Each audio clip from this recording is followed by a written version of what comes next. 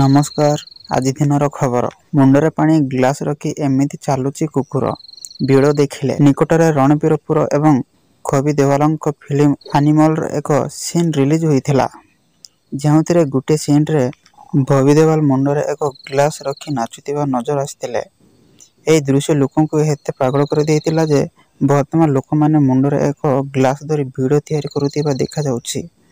କିନ୍ତୁ ବର୍ତ୍ତମାନ ଦେଖାଯାଉଛି କେବଳ ମଣିଷ ନୁହନ୍ତି, ପଶୁମାନେ ମଧ୍ୟ ଏହି ଘଟଣା ବିଷୟରେ ପାଗଳ ହୋଇଯାଇଛନ୍ତି।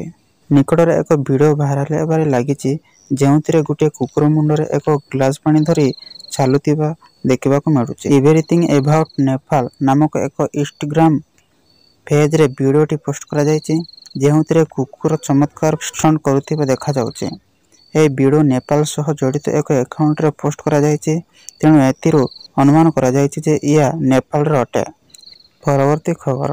ସାଂସଦ ସୁରକ୍ଷା ଭଙ୍ଗ ମାମଲା, ଆଉ ଜଣେ ଅଭିଯୁକ୍ତକୁ ଗିରଫ କଲା ପୁଲିସ। ସାଂସଦ ସୁରକ୍ଷା ଭଙ୍ଗ ମାମଲା ସ୍ପଷ୍ଟ ଅଭିଯୁକ୍ତ ମହେଶ କୁମାର ତଲଙ୍କୁ ଶନିବାର ଦିଲ୍ଲୀ ପୁଲିସ ଗିରଫ କରିଛି। ସେ ମଧ୍ୟ ପୂରା ଷଡ଼ଯନ୍ତ୍ରରେ ସାମିଲ ଥିବା ବୋଲି ଅଧିକାରୀମାନେ କହିଛନ୍ତି।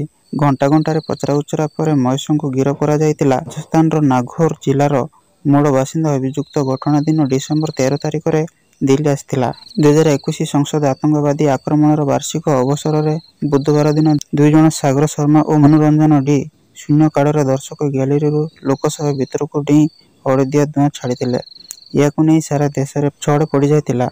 ଘଟଣା ପରେ ତୁରନ୍ତ ଉଭୟଙ୍କୁ ଗିରଫ କରାଯାଇଥିଲା। ସେମାନେ ଲୋକସଭାକୁ ଆଣୁଥିବା ପମ୍ପଲେଟ୍ ଗୁଡ଼ିକରେ ତ୍ରିରଙ୍ଗା ଭୂପୃଷ୍ଠଭୂମିରେ ଚିତ୍ର ଏବଂ ମଣିପୁର ହିଂସା ଉପରେ ହିନ୍ଦୀ ଓ ଇଂରାଜୀରେ ଗୋଟିଏ ଲେଖାଏଁ ସ୍ଲୋଗାନ ରହିଥିଲା। ଠିକ୍ ସେହି ସମୟରେ ସଂସଦ ଭବନ ବାହାରେ ଅମୁଲ ସିନ୍ଦେ ଓ ନୀଲମ ଦେବୀ ଲାଲ ଓ ହଳଦିଆ ଧୂଆଁ ଛାଡ଼ି ଏକ ଛତ୍ରପାତ ଚାଲିବ ନାହିଁ ବୋଲି ସ୍ଲୋଗାନ ଦେଇଥିଲେ। ଏହି ଚାରିଜଣଙ୍କ ଗିରଫଦାରୀର 2 ଦିନ ପରେ ଅନ୍ୟତମ ମୁଖ୍ୟ ଅଭିଯୁକ୍ତ ଲଲିତ ଝା ଗିରଫ ହୋଇଥିଲା।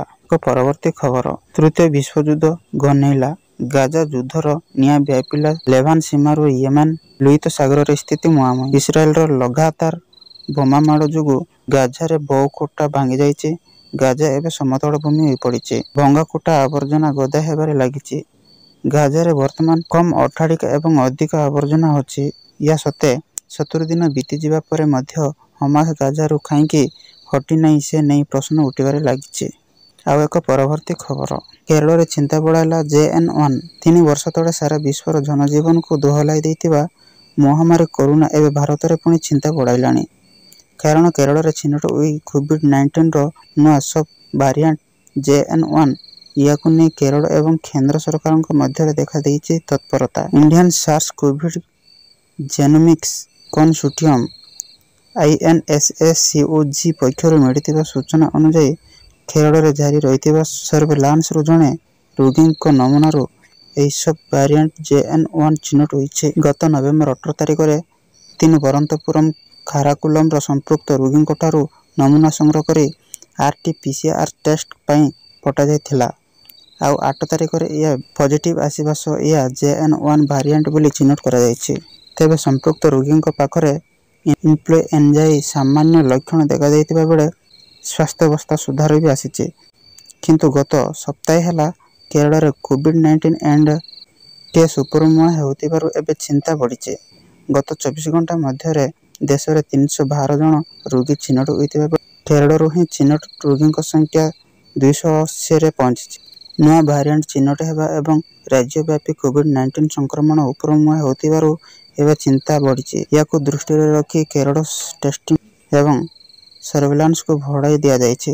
ଉଭୟ କେନ୍ଦ୍ର ଏବଂ ରାଜ୍ୟ ସରକାରଙ୍କ ପକ୍ଷରୁ ଆବଶ୍ୟକୀୟ ପଦକ୍ଷେପ ନେବା ସହ ଡାକ୍ତରଖାନାଗୁଡ଼ିକୁ ପ୍ରସ୍ତୁତି ରଖାଯାଇଛି। ଏହି ଭ୍ୟାରିଆଣ୍ଟ ପ୍ରଥମେ ଲକ୍ସମବର୍ଗ ଓ ପରେ ବ୍ରିଟେନ, ଫ୍ରାନ୍ସ ଏବଂ ଆମେରିକାରେ ଚିହ୍ନଟ ହୋଇଥିଲା। ପରବର୍ତ୍ତୀ ଖବର।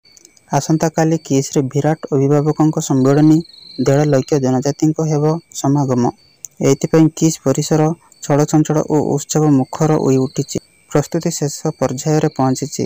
ଏଥିପାଇଁ ସମଗ୍ର ରାଜ୍ୟର ପ୍ରାୟ 1.5 ଲକ୍ଷ ଅଭିଭାବକ ଓ ପୁରାତନ ଛାତ୍ରଛାତ୍ରୀ ଯୋଗ ଦେବେ। ଏଥିପାଇଁ କିଟ୍ ଓ କିସ୍ ପ୍ରତିଷ୍ଠାତା ଡକ୍ଟର ଅଚ୍ୟୁତ ସାମନ୍ତଙ୍କ ପ୍ରତ୍ୟକ୍ଷରେ ସମସ୍ତ ପ୍ରକାରର ପ୍ରସ୍ତୁତି କାର୍ଯ୍ୟ ଚାଲିଛି। ଅଭିଭାବକମାନେ କିସ୍‌ରେ ପହଞ୍ଚିବା ପରେ ସେମାନଙ୍କ ରହିବା ଓ ଖାଇବା ଆଦି କିଭଳି ଭଲ ଭାବରେ ହୋଇପାରିବ ସେ ବିଷୟରେ ବ୍ୟାପକ ବନ୍ଦୋବସ୍ତ କରାଯାଇଛି। ଏଥିପାଇଁ ଡକ୍ଟର ସାମନ୍ତ କିସ୍ କର୍ତ୍ତୃପକ୍ଷଙ୍କ ସହ ସମୀକ୍ଷା ବୈଠକ କରି କାର୍ଯ୍ୟକ୍ରମ ଆୟୋଜନ ସ୍ଥଳ ଓ ରୋଷଶାଳା ଆଦି ସମସ୍ତ ସ୍ଥାନ ବୁଲି ଦେଖିଥିଲେ। ଦିନକ ପୂର୍ବରୁ 3ରୁ 4 ହଜାର ଅଭିଭାବକ ପ୍ରତିନିଧି ପହଞ୍ଚି ପ୍ରସ୍ତୁତିରେ ସହଯୋଗ କରିବା ସହ ସମସ୍ତ ପ୍ରକାରର ବନ୍ଦୋବସ୍ତ ବୁଲି ଦେଖିଛନ୍ତି।